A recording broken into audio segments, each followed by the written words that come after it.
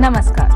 Budget explainer part 1। घर के budget से समझे सरकार का बजट। भारी भरकम शब्दों के आसान मायने। इस बार का बजट क्यों अलग? रिपब्लिक डे से बस एक शाम पहले की बात है। घर पर सब लोग परेड में जाने की तैयारी कर रहे थे। सिर्फ 14 साल की अन्वेषा टेंशन में बैठी थी। पापा ने पूछा तो अन्वेषा बोली, मैं परेड देखने नहीं जाऊंगी। परसों असाइनमेंट की लास्ट डेट है और मुझे कुछ समझ नहीं आ रहा। पापा, असाइनमेंट किस टॉपिक पर है? अन्वेषा, केंद्र सरकार के बजट पर, जिसे 1 फरवरी को फाइनेंस मिनिस्टर निर्मला सीतारमण पेश करने वाली है। पापा, इसमें टेंशन की क्या बात है? मैं तुम्हें 10 मिनट में समझा सकता हूँ। अन्वेषा, इम्पॉसिबल। पापा, चलो अभी ही बताता हूँ। देखो, जनवरी खत्म होने को है। हमारे जैसे ज्यादातर परिवार अगले महीने की कमाई और खर्च का हिसाब लगाने लगे हैं। देश की वित्त मंत्री निर्मला सीतारमण भी ऐसा ही गणित जोड़ रही होंगी। हालांकि ये हिसाब पूरे देश की आमदनी और खर्च का है।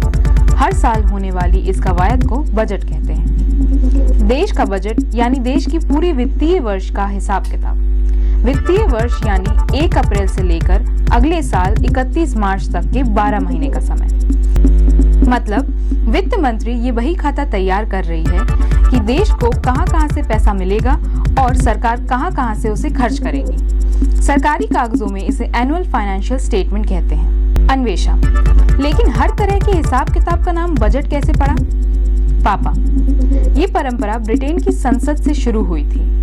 तब वहां के वित्त मंत्री ये सारा हिसाब किताब एक चमड़े के बैग में रखकर लाते थे। चमड़े के बैग को फ्रेंच में बुगेट कहा जाता था। अंग्रेजी में उसे बजट कहा जाने लगा। इसी वजह से पूरी दुनिया में देश हो या घर, खर्च और आमदनी के हिसाब किताब को बजट कहा जाने लगा। हाँ, एक बात और, वित्त मंत्री इस 1 फरवरी को पूरे साल का बजट नहीं बल्कि काम चलाओ हिसाब किताब पेश करेगी। इसे अंतरिम बजट कहते हैं। अन्वेषा, वित्त मंत्री इस बार काम चलाओ बजट क्यों पेश कर रही है? फिर सही से हिसाब किताब कैसे होगा? पापा, मान लो कि मुझे 3 महीने बाद कोई दूसरी नौकरी ज्वाइन करनी है। इस दौरान मौजूदा कंपनी मेरी सैलरी रोक सकती है। इस हालात में हम सिर्फ 3 महीने का बजट बनाएंगे। उसमें भी कोशिश करेंगे कि सिर्फ जरूरी खर्च ही शामिल हो। बड़े बड़े फैसले जैसे कि प्रॉपर्टी में निवेश करना, कार खरीदना वगैरह टाल देंगे। 3 महीने बाद जब नई कंपनी ज्वाइन कर लेंगे तो पूरे साल का बजट बनाएंगे। अन्वेषा, ये तो आपने घर के काम चलाऊ बजट की बात समझा दी। वित्त मंत्री काम चलाऊ बजट क्यों पेश करेंगे? पापा, इस साल देश में चुनाव होने को है। अभी जो सरकार है वो सिर्फ 5 महीने काम करने वाली है। चुनाव बाद नई सरकार आएगी। ऐसे में वित्त मंत्री पूरे साल का बजट नहीं बना सकती। ये काम नई सरकार करेगी, इसलिए वो कुछ महीनों का काम चलाऊ बजट पेश करेंगी। इसे ही अंतरिम बजट कहते हैं। नई सरकार बनने के बाद जून-जुलाई में पूर्ण बजट पेश किया जाएगा। इससे पहले 2019 में लोकसभा चुनाव हुआ था। तब के प्रभारी वित्त मंत्री पीयूष गोयल ने भी अंतरिम बजट ही पेश किया था। चुनाव जीतने के बाद सीतारमण बनी वित्त मंत्री। उन्होंने 5 जुलाई 2019 को पूर्ण बजट पेश किया। तो इसे अंतरिम बजट क्यों कहा जाता है? इसकी भी एक कहानी है। दरअसल आजाद भारत का पहला बजट वित्त मंत्री आर.के. शर्मुगम चेट्टी ने 26 नवंबर 1947 को पेश किया था। इसमें नए नियम और नए टैक्स लागू नहीं किए गए थे। इसके 95 दिन बाद 1948 से 49 का पूर्ण बजट पेश किया गया था। उस बजट को पेश करते समय शर्मुगम ने कहा कि इससे पहले जो बजट पेश किया गया था वो अंतरिम था। इसी के बाद से अंतरिम बजट नाम का जुमला निकल पड़ा।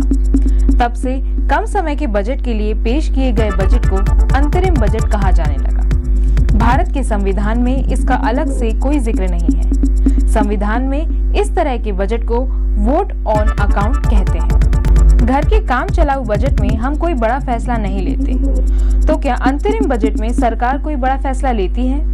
अंतरिम बजट में सरकार क्या करेगी, इसको लेकर कोई रोक तो नहीं है। लेकिन अमूमन सरकार कोई बड़ी घोषणा नहीं करती। हालांकि चुनाव आयोग की आचार संहिता के तहत वोटर्स पर कोई अनुचित प्रभाव ना पड़े, इसके लिए चुनाव आयोग की ओर से अंतरिम बजट पर कुछ सीमाएं लागू की गई हैं। ये एक परंपरा है कि सरकार अंतरिम बजट में कोई बड़ी नीतिगत घोषणा ना करे। हालांकि 2019 में ही सरकार ने कर छूट सीमा को 2.5 लाख रुपए प्रति वर्ष से बढ़ाकर 5 लाख रुपए कर दी थी। इस बार वित्त मंत्री ने पहले ही कह रखा है कि अंतरिम बजट में कोई बड़ी घोषणा नहीं की जाएगी। बजट को संसद में क्यों पेश किया जाता है? हमारे घर में हम हर सदस्य की कमाई को साझा कर बैंक अकाउंट में जमा करते हैं। इसी तरह देश को टैक्स, राजस्व, कर समेत अलग अलग कई तरीकों से आमदनी होती है। ये सारी कमाई एक साझा कोष में जमा हो जाती है। इसे देश की संचित निधि या कंसोलिडेटेड फंड्स कहते हैं। इसका जिक्र संविधान के आर्टिकल 266(1) में है। अब बात खर्च की। हमारे घर में भी नियम है कि साझा अकाउंट से खर्च के लिए एक भी रुपए निकालना है तो हर सदस्य से इजाजत लेनी पड़ेगी। साझा खाते के सभी सदस्य मालिक हैं। इसी तरह देश की संचित निधि की मालिक संसद है। इसमें एक भी पैसा निकालने के लिए लोकसभा की मंजूरी लेनी होती है। लेकिन लोकसभा से ही अनुमति क्यों? लोकसभा में जो सांसद होते हैं उन्हें हम यानी जनता सीधे वोट देकर जिताती है। संचित निधि में जमा पैसा जनता का ही होता है। इसलिए भारत के संविधान में ये इंतजाम किया गया है कि संचित निधि में जो जमा पैसा है उसका फैसला लोकसभा करे, यानी अप्रत्यक्ष रूप से जनता की अनुमति ली जाती है। राज्यसभा के सांसद सीधे जनता के जरिए नहीं चुने जाते, इसलिए राज्यसभा में बजट पर केवल चर्चा हो सकती है। बजट में बदलाव और वोट देने का अधिकार राज्यसभा के पास नहीं होता। अब तक सबसे ज्यादा बजट किस वित्त मंत्री ने पेश किया है? आइए इस ग्राफिक में देखें। बजट का जो प्रोसेस है उसके नियम कहाँ लिखे गए हैं? इसका 2 जगह हवाला है। पहला, संविधान के आर्टिकल 112 के तहत सरकार को हर साल लोकसभा को अपनी कमाई और खर्च का पूरा हिसाब किताब बताना पड़ेगा। दूसरा, संविधान के अनुच्छेद 114 के तहत विनियोग बिल का प्रावधान है। इस बिल के जरिए सरकार लोकसभा से अनुमति मांगती है जिससे संचित निधि से पैसे निकाल सके। विनियोग विधेयक के लागू होने तक सरकार भारत की संचित निधि से धन नहीं निकाल सकती। हमारे घर का बजट हर सदस्य मिलकर बना लेता है, लेकिन देश का बजट कैसे बनता है? बजट बनाने की तैयारी करीब 6 महीने पहले यानी आमतौर पर सितंबर से ही शुरू हो जाती है। ये मोटे तौर पर 6 स्टेज में होता है। पहला, सितंबर में मंत्रालयों, विभागों, राज्यों और केंद्र शासित प्रदेशों को सर्कुलर जारी कर आने वाले साल के लिए जरूरी फंड का डेटा देने को कहा जाता है। इन आंकड़ों के आधार पर ही बाद में अलग अलग मंत्रालयों को फंड दिए जाते हैं। बजट बनाने की प्रक्रिया शुरू होने के बाद वित्त मंत्री, वित्त सचिव, राज्य सचिव और व्यय सचिव की हर दिन बैठक होती है। तीसरा, अक्टूबर से लेकर नवंबर तक वित्त मंत्रालय दूसरे मंत्रालयों, विभागों के अधिकारियों के साथ मीटिंग करके ये तय करते हैं कि किस मंत्रालय या विभाग को कितना फंड दिया जाए। चौथा, बजट बनाने वाली टीम को पूरी प्रक्रिया के दौरान प्रधानमंत्री, वित्त मंत्री और नीति आयोग के इनपुट लगातार मिलाने रहते हैं। बजट टीम में अलग अलग क्षेत्र के विशेषज्ञ शामिल होते हैं। पांचवा, बजट बनाने और इसे पेश करने से पहले कई इंडस्ट्री, ऑर्गेनाइजेशन और इंडस्ट्री के जानकारों से भी वित्त मंत्री चर्चा करती है। छठवां, बजट से जुड़ी सारी चीजें फाइनल होने के बाद एक ब्लूप्रिंट तैयार किया जाता है। बजट को लेकर सब कुछ तय होने के बाद बजट दस्तावेज प्रिंट होता है। बजट बनाने वाले लोगों को कमरे में बंद रखा जाता है। क्या यह सच है? हाँ, एक हद तक यह सच है। बजट दस्तावेज गुप्त होता है क्योंकि इसकी कोई भी सूचना बाहर नहीं जानी चाहिए। बजट दस्तावेज को वित्त मंत्रालय के चुनिंदा अफसर तैयार करते हैं। बजट दस्तावेज लीक ना हो पाए इसके लिए इसमें यूज होने वाले सभी कंप्यूटर को दूसरे नेटवर्क से डीलिंक किया जाता है। बजट पर काम करने वाले अफसरों और कर्मचारियों को 2 से 3 हफ्ते तक नॉर्थ ब्लॉक के दफ्तरों में ही रहना होता है। इस दौरान उन्हें बाहर जाने की इजाजत नहीं होती है। जब बजट बन जाता है तो वित्त मंत्री हलवा भी खिलाती हैं। यह 24 जनवरी 2024 की तस्वीर है, जिसमें बजट तैयार होने के बाद वित्त मंत्री कर्मचारियों को हलवा खिला रही हैं। पैसा आता कहां से है और जाता कहां है? 1 रुपए में से 20 पैसे ब्याज पर खर्च करती है सरकार। पहले हमने जाना कि बजट होता क्या है।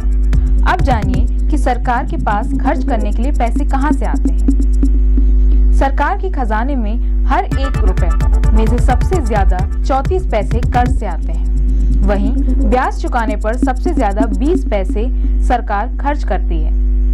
आज यहाँ हम ये इसलिए बता रहे हैं क्योंकि 1 फरवरी को वित्त मंत्री निर्मला सीतारमण अंतरिम बजट पेश करेंगी। इस साल लोकसभा चुनाव होने वाले हैं, इसलिए फुल बजट की जगह अंतरिम बजट पेश किया जाएगा। अंतरिम बजट से वर्तमान सरकार को नई सरकार के आने और पूर्ण बजट पेश होने तक देश को चलाने के लिए पैसा मिलता है। ऐसे में आपके मन में भी सवाल होगा कि सरकार के पास पैसा आता कहां से है और खर्च कहां होता है। सरकार के पास पैसा आता कहां से है और जाता कहां है? सरकार के पास टैक्स और नॉन टैक्स दोनों सोर्सेज से पैसा आता है। वहीं ब्याज चुकाने से लेकर सब्सिडी और स्कीम सहित अन्य कामों पर सरकार पैसों को खर्च करती है। इसे 1 फरवरी 2023 के बजट के आंकड़ों के आधार पर 1 रुपए के उदाहरण से समझते हैं। बीते सालों में किस तरह भारत का बजट बढ़ता गया है। स्वतंत्र भारत का पहला बजट शर्मुगम चेट्टी ने 26 नवंबर 1947 को पेश किया था। ये बजट 197.39 करोड़ रुपए का था।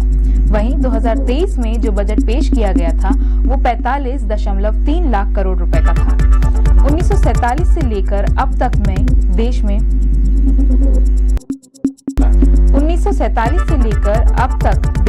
73 आम बजट और 14 अंतरिम बजट पेश किए जा चुके हैं। फुल और अंतरिम बजट क्या होता है? इसमें क्या अंतर है?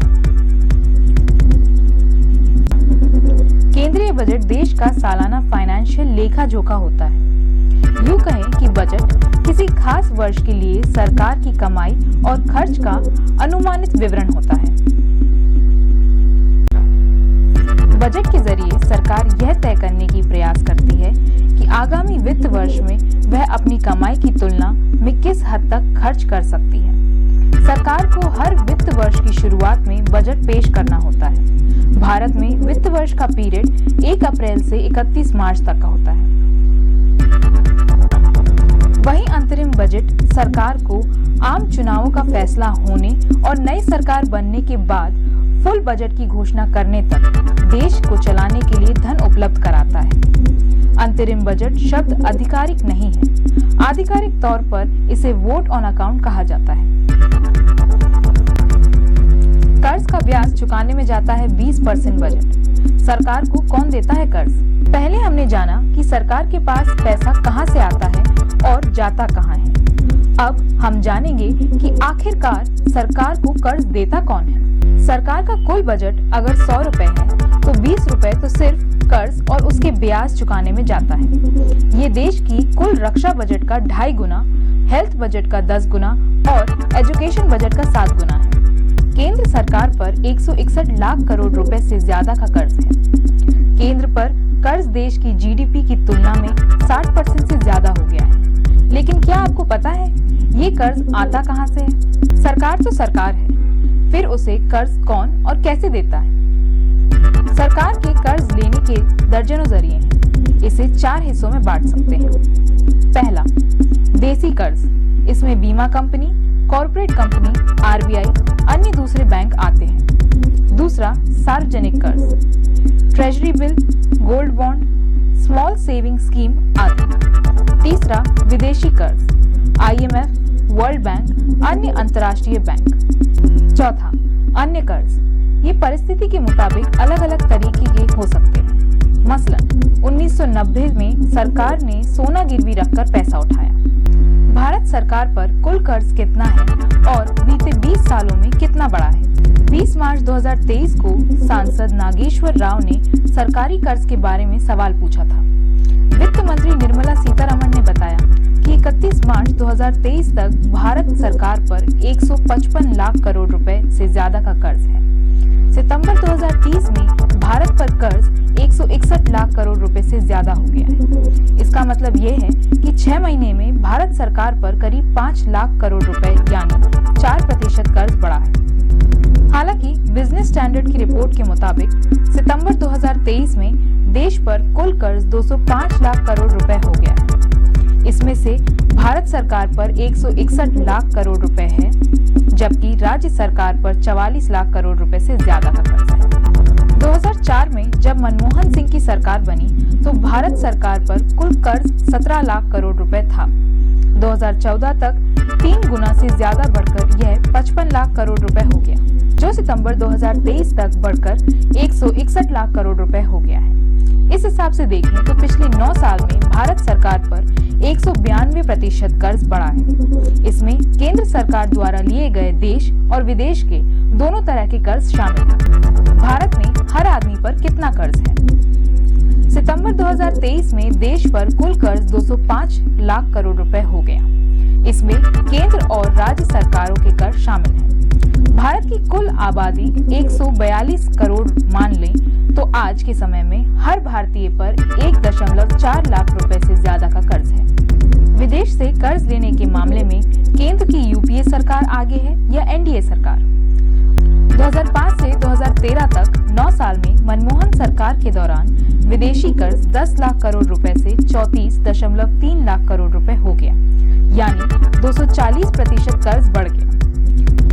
वहीं मोदी सरकार के कार्यकाल में केंद्र सरकार ने विदेश से कुल 17.31 लाख करोड़ रुपए का कर्ज लिया, यानी कर्ज में 46.78% की वृद्धि हुई। देसी कर्ज के मामले में केंद्र की यूपीए सरकार आगे है या एनडीए सरकार? 2005 से 2013 तक 9 साल में मनमोहन सरकार के दौरान देसी कर्ज 13 लाख करोड़ रुपए से 42 लाख करोड़ रुपए हो गया, यानी 223% की ग्रोथ हुई। मोदी सरकार के कार्यकाल में केंद्र सरकार ने कुल 89 लाख करोड़ रुपए का कर्ज लिया, यानी कर्ज में 250% की वृद्धि हुई। बजट लीक हुआ तो वित्त मंत्री ने इस्तीफा दिया। सीतारमण के नाम है सबसे लंबे भाषण का रिकॉर्ड। पहले हमने जाना कि सरकार को कर्ज कहां से मिलता है। अब हम जानेंगे बजट से जुड़ी कुछ रोचक बातें। साल था 1950 का। तब जॉन मथाई भारत के वित्त मंत्री थे। देश का बजट पेश किया जाना था।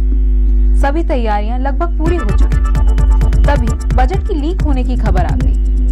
इस चूक के कारण जॉन मथाई को इस्तीफा देना पड़ा। बजट छपने की परंपरा को बदल दिया। उस साल तक बजट राष्ट्रपति भवन में छपता था। इस घटना के बाद छपाई नई दिल्ली के मोटो रोड शिफ्ट करनी पड़ी। 1980 में एक बार फिर से छपाई की जगह बदली गई और बजट नॉर्थ ब्लॉक में बेसमेंट में छपने लगा। तब से बजट में बहुत ज्यादा एहतियात बरती जाती है। अब हलवा सेरेमनी के बाद बजट प्रिंट होने की प्रक्रिया शुरू होती है। इसके पेश होने तक प्रिंटिंग में शामिल सभी अधिकारियों और सपोर्ट स्टाफ को मंत्रालय में बंद कर दिया जाता है। इस दौरान अधिकारियों को अपने फोन का इस्तेमाल करने की अनुमति नहीं होती है। बजट पेश होने तक वे अपने परिवार से भी नहीं मिल सकते। देश की सरकार पर किन वजहों से कर्ज बढ़ता है? अर्थशास्त्री अरुण कुमार के मुताबिक सरकार का कर्ज 2 बातों पर निर्भर करता है। पहला, सरकार की आमदनी कितनी है। दूसरा, सरकार का कर्ज कितना है। अगर खर्च आमदनी से ज्यादा हो तो सरकार को कर्ज लेना ही होता है। सरकार जैसे ही कर्ज लेती है, इससे राजस्व घाटा बढ़ता है। इसका मतलब ये हुआ कि सरकार का खर्च राजस्व से होने वाली कमाई से ज्यादा है। आमतौर पर राजस्व घाटा तब ज्यादा होता है जब सरकार कर्ज के पैसों को वहां खर्च करती है, जिससे रिटर्न नहीं आता। भारत सरकार इतना पैसा कर्ज लेकर कहां खर्च करती है? 2020 में आई कोरोना महामारी के बाद भारत सरकार कई तरह से सब्सिडी दे रही है।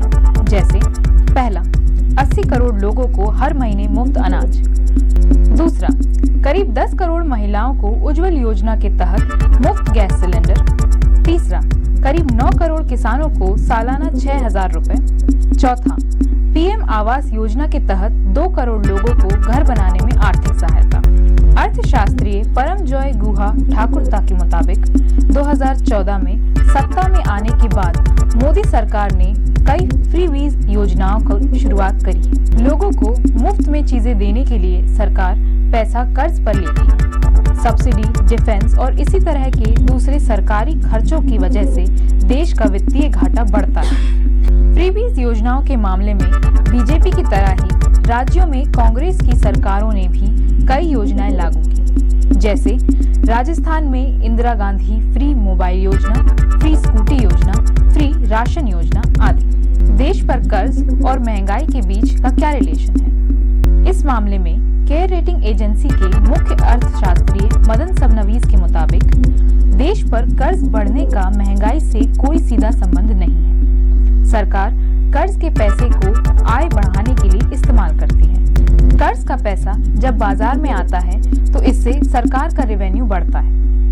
साथ ही उन्होंने कहा कि कर्ज के पैसे का गलत इस्तेमाल हो तो महंगाई भी बढ़ सकती है। जैसे कर्ज लेकर पैसे आम लोगों में बांट दिए जाए तो लोग ज्यादा चीजें खरीदने लगेंगे। इससे बाजार में चीजों की महंगाई बढ़ेगी। मांग बढ़ने के बाद आपूर्ति सही नहीं रही तो वहीं एक अन्य अर्थशास्त्री सुर्वकमल दत्ता का मानना है कि कर्ज लेना हमेशा किसी देश के लिए खराब नहीं होता।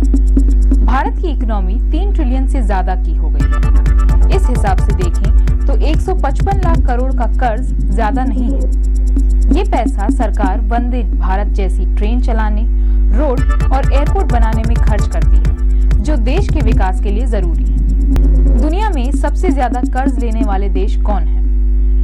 दुनिया में सबसे ज्यादा कर्ज लेने वाले देशों में से जापान जैसा देश शामिल है। दुनिया का सबसे ताकतवर देश अमेरिका भी कर्ज लेने में भारत से आगे है। अर्थशास्त्री अरुण कुमार का कहना है कि IMF अमेरिका या दूसरे विकसित देशों के बजाय भारत को ज्यादा कर्ज लेने पर 3 वजहों से चेतावनी दे रहा है। पहला, अमेरिका जैसे देश ये कर्ज अपने ही रिजर्व बैंक से लेते हैं, जबकि भारत वैश्विक संस्थाओं या बड़ी बड़ी प्राइवेट कंपनियों से कर्ज लेता है। इस स्थिति में भारत के लिए कर्ज चुकाना ज्यादा मुश्किल होगा। दूसरा, अमेरिका और चीन जैसे देशों के पास खुद का कमाया हुआ पैसा है। उनके पास रिजर्व मनी भारत से कई गुना डॉलर दुनिया के कई देशों में करेंसी की तरह खरीदने बेचने में इस्तेमाल होता है। इस स्थिति में अमेरिका और चीन जैसे देशों के लिए कर्ज तोड़ना ज्यादा मुश्किल नहीं। इसकी वजह यह है कि उनका डॉलर जितना मजबूत होगा उतना ही कम इंटरेस्ट उनको देना होगा, जबकि भारत के मामले में ऐसा नहीं है। तीसरा, भारत की इकोनॉमी में ज्यादातर पैसा पोर्टफोलियो इन्वेस्टमेंट और FDI से आता है। वहाँ की इकोनॉमी भारत से काफी ज्यादा मजबूत है। इसका उदाहरण ये है कि 2008 में फाइनेंशियल क्राइसिस जिस अमेरिका से शुरू हुआ था, उससे सबसे ज्यादा फायदा अमेरिका को ही हुआ था। सरकार किसान सम्मान निधि बढ़ाकर 8,000 रुपए कर सकती है। 2019 में बढ़ाई थी टैक्स लिमिट। पहले आपने बजट से जुड़ी कुछ रोचक बातें जानी।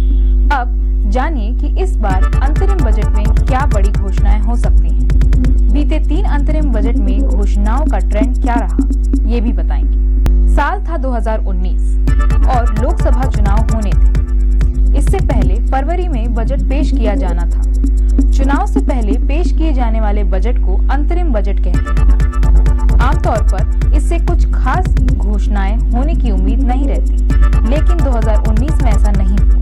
संसद में पेश किए गए बजट में कई लोक लुभावन घोषणाएं भी शामिल थी। PM किसान योजना का ऐलान हुआ, जिसके तहत किसानों को नियमित सहायता राशि देने का वादा किया गया था। आम आदमी के कर के बोझ को कम करने के लिए टैक्स स्लैब भी बदला हुआ। इस बार भी 1 फरवरी को बजट पेश किया जाना है। आम चुनाव होने हैं, इसलिए ये बजट भी अंतरिम बजट है। ऐसे में यहाँ हम बता रहे हैं कि क्या सरकार चुनाव से पहले इस बार भी वैसी ही घोषणाएं करेगी जैसे उसने 2019 में की थी, या फिर घोषणाओं के लिए पूर्ण बजट का इंतजार करना होगा। इस बार के बजट में हो सकते हैं 3 बड़े ऐलान। पहला, किसान सम्मान निधि की रकम 6,000 से 8,000 हो सकती है। किसान सम्मान निधि के तहत मिलने वाली रकम को 6,000 रुपए से बढ़ाकर 8,000 रुपए किया जा सकता है। अभी इस योजना के तहत छोटे और सीमांत किसानों को 2-2 हजार रुपए की 3 किश्तें 1 साल में दी जाती हैं। वहीं बजट में महिला किसानों के लिए ये राशि सालाना 6,000 से बढ़ाकर 12,000 रुपए हो लाख से बढ़कर हो सकती है 2.5 लाख रुपए। इस बार सरकार इनकम टैक्स की सेक्शन 80C के तहत मिलने वाली टैक्स छूट को बढ़ाकर 2.5 लाख रुपए कर सकती है।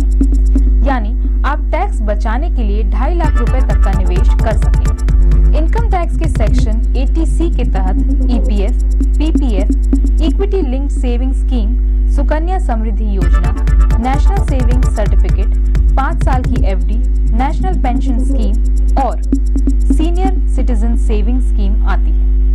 इसके अलावा school fees, home loan payment, insurance premium जैसे खर्च बदले भी टैक्स की छूट मिल सकती है। हेल्थ इंश्योरेंस प्रीमियम पर 80D के तहत छूट हो सकती है डबल।